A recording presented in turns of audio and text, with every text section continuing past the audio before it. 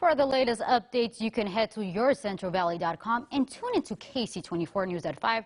There's a lot of emotions people might be processing at this time. While we learn more about this horrific mass shooting, today we're bringing in our resident expert on emotions, Dr. Antoinette Brookins, the founder and clinical director of Antoinette Brookins and Associates Family Counseling, to give us some guidance. Welcome, doctor. How are you? Thank you. Thank you for having me. I'm good. No, thank you. Thank you. You know, you're a breath of fresh air right now with everything that's going on. Your positivity, helps a lot of people. Yeah. First of all, doctor, when shootings happen, regardless if it's just one victim, two victims, it takes a toll on the community, right?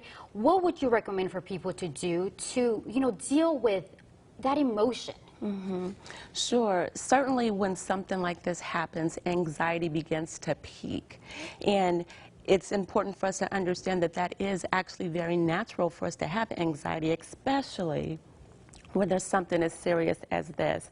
But what we are most concerned about is paralyzing anxiety, that kind of anxiety that keeps you in the house and locked away and saying, like, I don't want to be a part of this community anymore. I'm just trying to stay, basically to myself.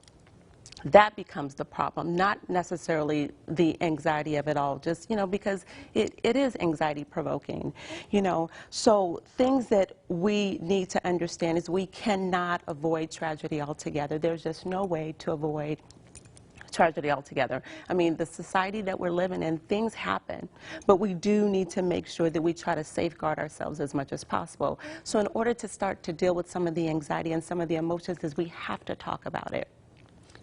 Ignoring things is the worst thing that we can do, because when we ignore something, what happens is you get all of these thoughts that start to run around in our mind, especially with those who may not be, aware of what's going on. So we want to make sure that we are talking about it. And then there's some things that we should actually do as a community to be able to deal with some of this stuff.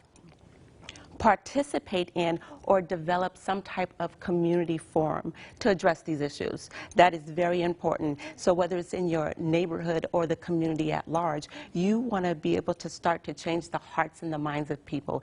Get people talking, get people involved, get people engaged.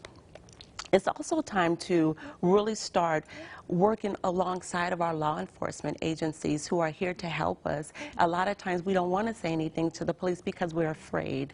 We're afraid of retaliation or any of those kinds of things. But most times with law enforcement, they have ways that you can report things anonymously. And so the more we're talking about these things, the more we're aware of these things, the less stressed we are about it, because we know that somebody is at least working on it. But when we ignore it, all we're doing is we're just allowing this stuff to kind of run rampant in our communities.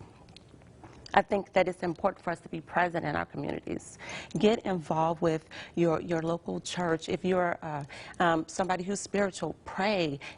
Go to church and talk to some of these community leaders to see if they have anything that can get our youth off of the street. We want to make sure that there's something for our youth to do. We want to get them disengaged with violent activities and give them a healthy alternative. Right? So those are some of the things that we can do. Also, it's important to understand that worrying renders no results at all. None. And doctor, of course, besides you running this beautiful page, because you share positivity, you also run a Holy Ghost Homegirls group, right? Could you tell me a little bit about that? Yeah, so the Holy Ghost Homegirls is specifically designed for women of faith. And so what we do is we create a space for us to be able to share, grow, learn, cry, express emotions. How do we deal with everyday issues? How do we deal with things that come up in our life? How do we deal with our children? How do we deal with ourselves? So that is especially what it's designed for us to be able to come together. Iron sharpens iron. And so we're there to support and encourage one another. And that's why you are running something very special every single Monday, right? It is called Emotional Mondays, right? Yes. Can you tell us about that, please? Yeah, so Emotional Mondays, people send me questions.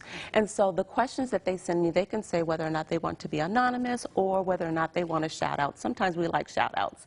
And so they send me a question or a topic and I respond to it, and we have a dialogue about it live on my Facebook Live page, The Holy Ghost Homegirls. Oh, wow. Okay. And then we do have your question, right? Yeah. The first first question that we get.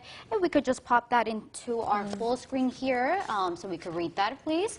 Okay, the first question is from Gina from California. Yes. Let's see. I have been through a lot in my lifetime, multiple failed relationships, run-ins with the law, and honestly, I'm not a person who others will be welcoming into their lives. I'm not proud of my mistakes, and of course, let's see what else this person said, but I am working hard to change my life. I am now back in school to be a counselor, but I am afraid that I have lost all credibility. What advice, if any, do you have for me? Absolutely. So, what was her name? Gina. Gina, Gina yes. from California. So, listen.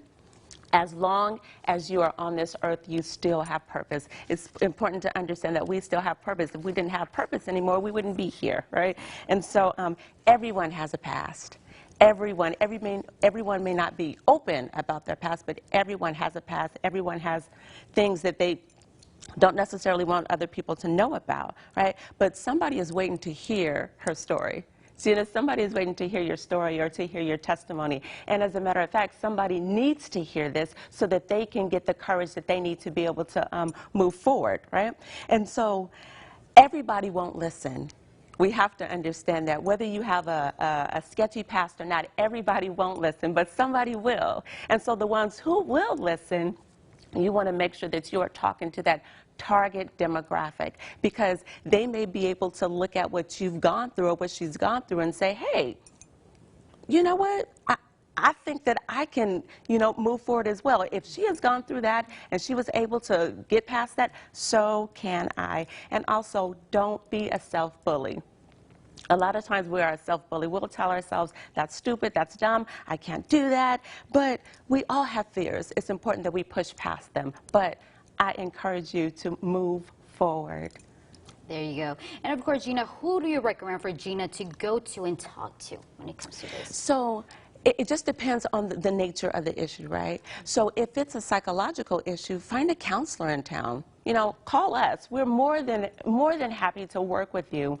But it just depends on where she is in California. I mean, but connect with us, holyghosthomegirls@gmail.com. I said that's the one email that every Christian girl should have. So connect with us, and I'll be more than happy to give you some referrals, because we have faith-based counseling, and then we have counseling for everyone else. Perfect. Thank you so much, Doctor. You're Of course, welcome. don't go anywhere, everyone, because we'll be back with Dr. Brookins right after this.